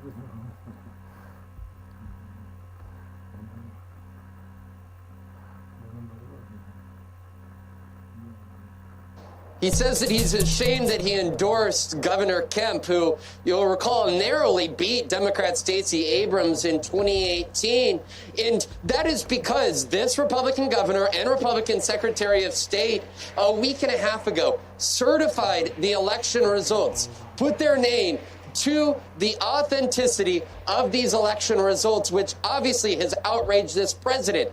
Again, there are 5 weeks left for the president's anger here with Georgia elected officials to be directly confronted with the reality that Republicans need to win these 2 U.S. Senate seats held by Kelly Loeffler as well as David Perdue in order to hold on to the Senate majority.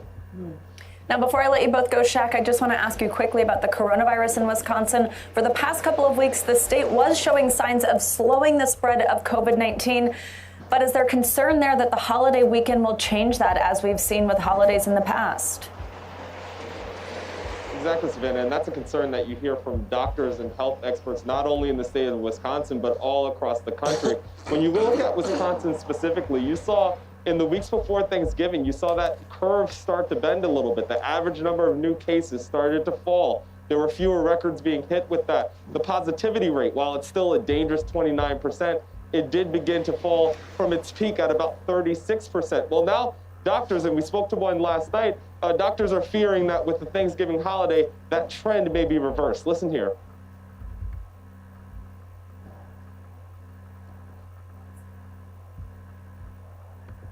Shaq, unfortunately, I don't think we have that sound, but... No worries, no worries. Well, the doctor was talking about the capacity and the situation in the hospital, saying that they are already at a dire situation, and they know that if people start to contract the virus, once they go back and test, and as the situation kind of gets worse and we get an assessment over what happened this Thanksgiving week, he fears that they may not be able to handle the influx of patients because they are already near or at capacity. Savannah? Shaq, sorry about that. Thank you for paraphrasing that for us. And Vaughn and Shaq, thank you very much for being up early, out in the cold. And I'm digging the coordinated masks, guys. Good to see you. See you soon. With several seats in Congress and more than $1 trillion of federal funding all at stake, the Supreme Court is set to hear oral arguments today on President Trump's plan to exclude undocumented immigrants from this year's census. NBC News legal analyst Danny Ceballos joins us now. So, Danny, let's lay out both sides of this. What case is President Trump making for not counting undocumented immigrants, and why are 22 states and 15 cities challenging it? The challengers, including New York, their argument is pretty straightforward. They say, look at the law.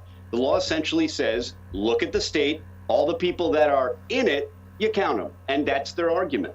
The Trump team, on the other hand, has a different argument. They say, well, the language of the statute gives discretion to the president to decide how the count is going to be conducted. And that discretion means that he can ask for numbers like the whole number of people in that state, but also a second number, including the folks who are there illegally. And one of the, maybe the stronger arguments they have would be that, look, the rules are we don't count people who are here on vacation from, say, Denmark.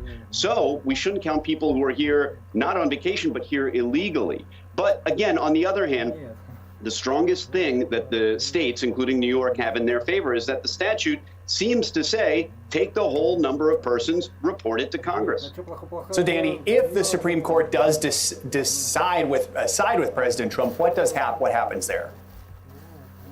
If the Supreme Court sides with Trump, they might do on a couple grounds. Number one being standing, which is an issue that always rears its head before the Supreme Court, whether or not the challengers ever had the right to be in court or an injury to be in court in the first place. But secondly, if they do rule in favor of Trump, then they are allowed to report that number to Congress. So it'll be very interesting to see how the Supreme Court reads the language of this statute and the constitutional history. And Danny, the Census Bureau has indicated it may not be able to deliver all the data by the end of this year. What happens if they miss this deadline? And then could President-elect Biden change the count back to include all residents when he takes office in January? It's an interesting point. The Trump argument is that Trump, the president, has the discretion to do all these things. Well, if a new executive takes the reins, then that executive has the same discretion to undo them, arguably. So that might be a tick in the new president's favor, ironically, if the Trump team wins in their executive discretion argument here. All right, Danny, thank you so much. Appreciate it.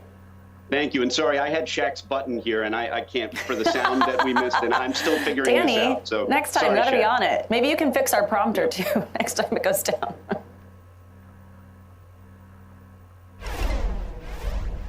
Turning now to Capitol Hill and the relief so many families are waiting for. About 14 million people are set to lose their unemployment benefits after Christmas, while Americans wait for Congress to reach a deal on a coronavirus bill. NBC News correspondent Leanne Caldwell joins us now. Leanne, going to ask you some of the same questions we've probably been asking you for a long time here, since we just still don't have new information. But there are also two other unemployment programs set to end soon, the eviction moratorium and student loan deferral.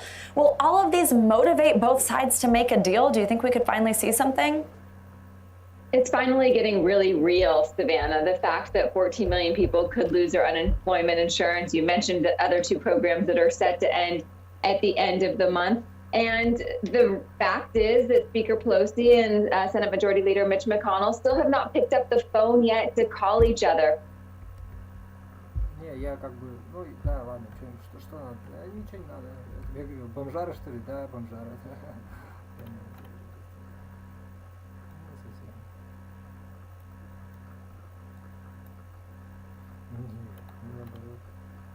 Нет, зачем это, если уезжать будешь?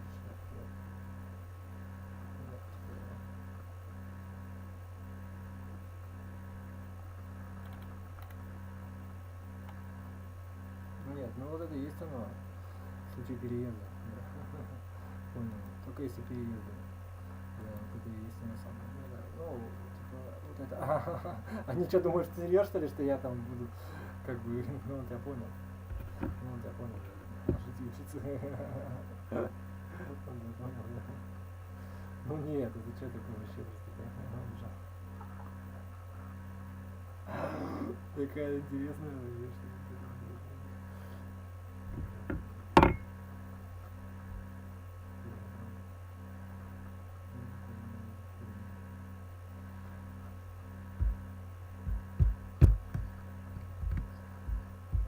Слово туда сказать.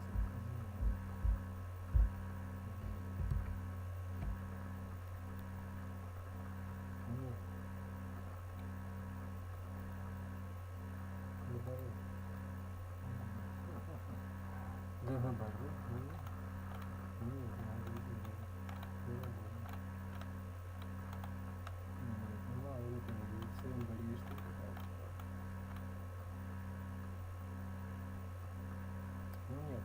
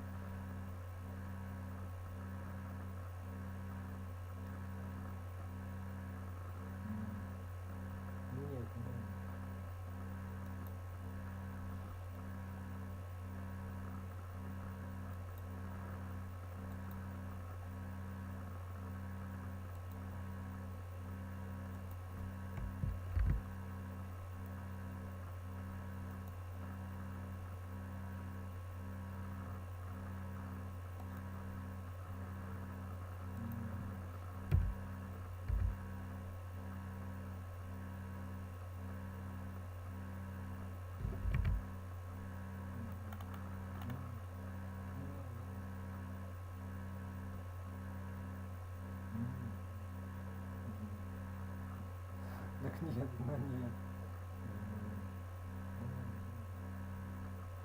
Разгильдяй просто.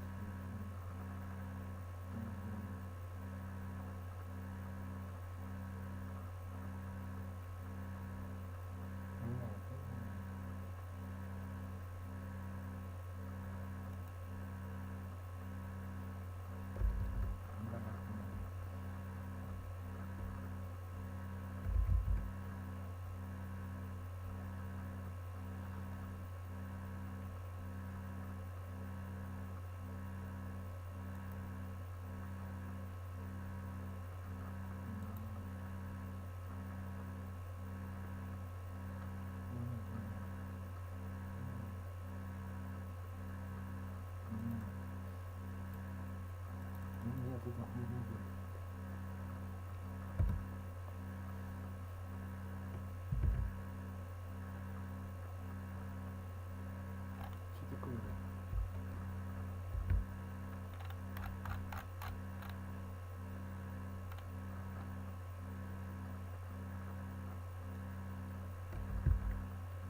Да это что такое, а?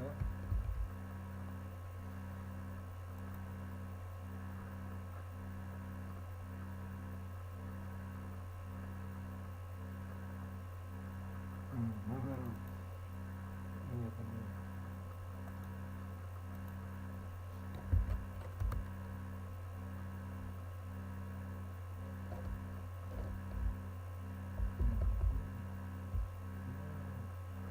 Наоборот, он не говорил, мудрак, что ли, ты мудрак?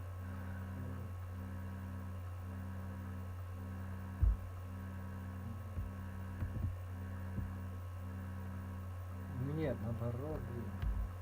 Мне наоборот, или нет, ну это единственное самое, что здесь даже что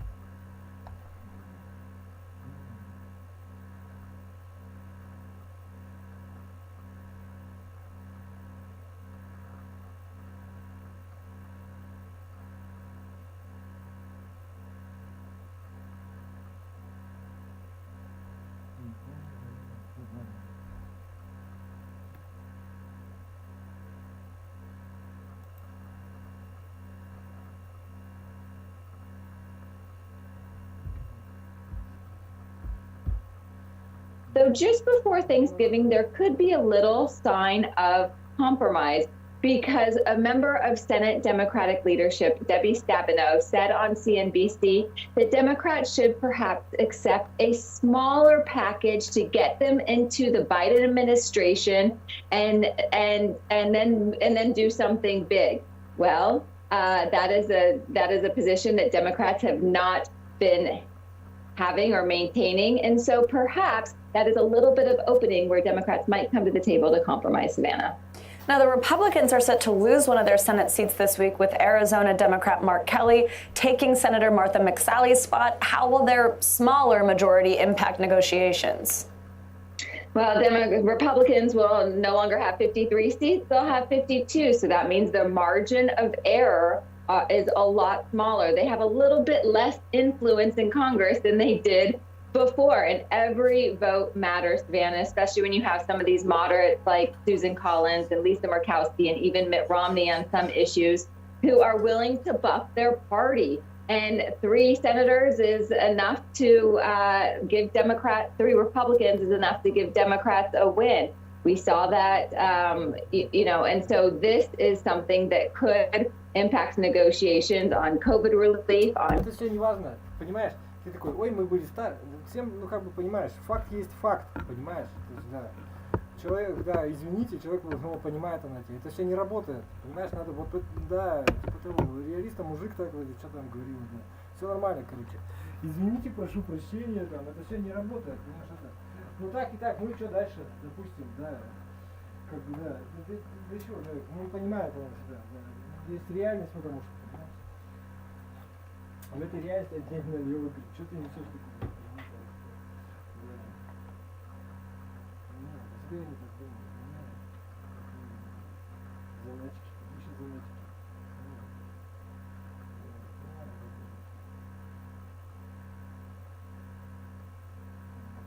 Ну.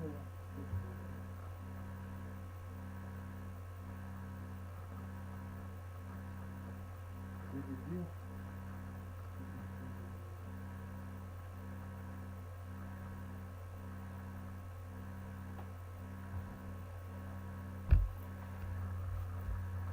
Сейчас надо это тоже, надо быть щепетильным, да, или надо более щепетильным быть.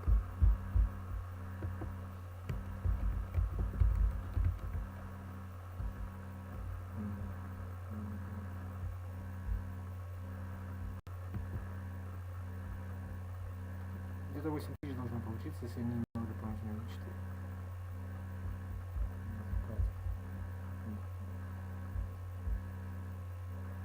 Можете сюда прямо деньги класть на эту карту, я тоже буду рад.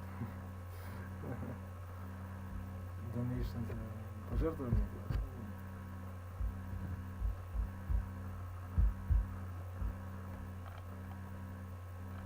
Размеялась просто. Подожди, где я? Ну ничего, нет.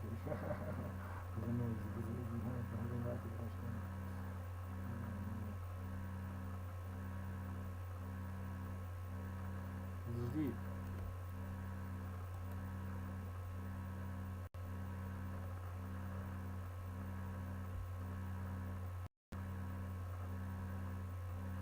Какую еще карту выпустить? Где здесь вход?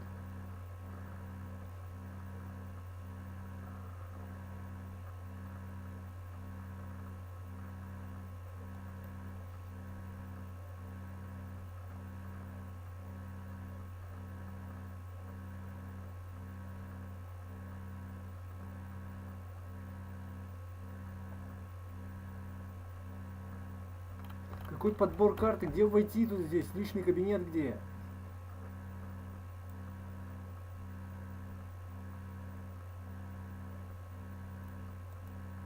Что за тупость, блин?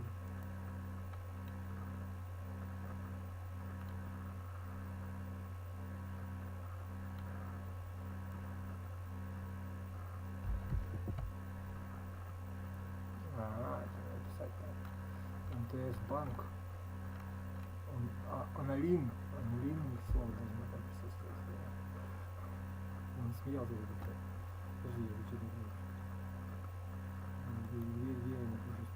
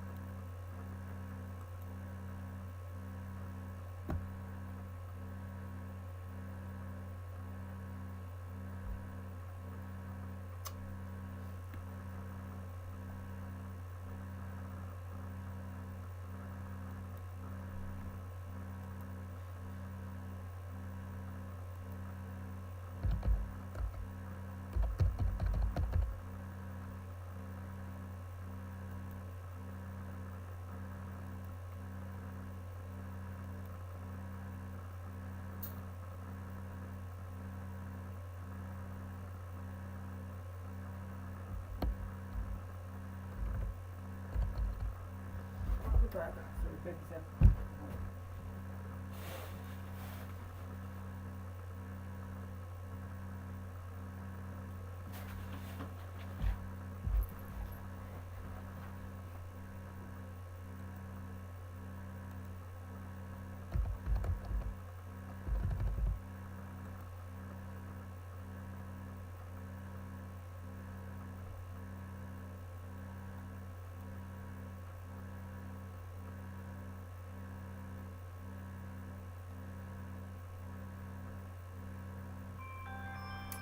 А, кстати, блин.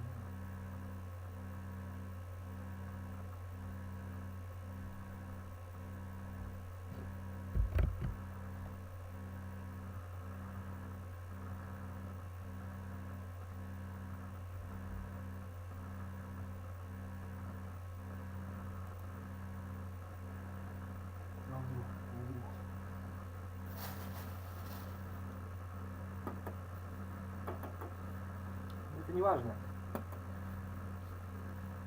Да, не загоняйся просто. Меня это не волнует, меня, да.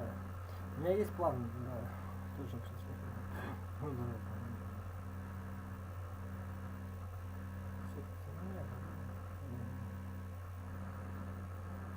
Пошли. Нет, поняла вас.